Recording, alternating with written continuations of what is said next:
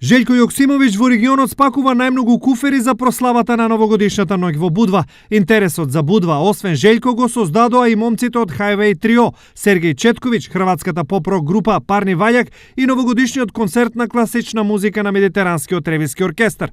Феријал Кашиков оваа година организира аранжмани за дочек на новата година на плоштадите, како во Софија, така во Белград, Атина, Солун, Метеорите, Букурешт и Будва. Најголем интерес има за Будва, каде што претежно одат млади друштва, парови, подоцна следи и Белград, каде што исто има доста голем интерес. Оние пак што не се расположени за градските гужви заминуваат во регионалните зимски центри. Во зимските центри организираме дочек на новата година во Банско, во Боровец, Копаоник, како и Попова шапка. Најголем интерес од овие има за Банско, каде што одат претежно млади луѓе.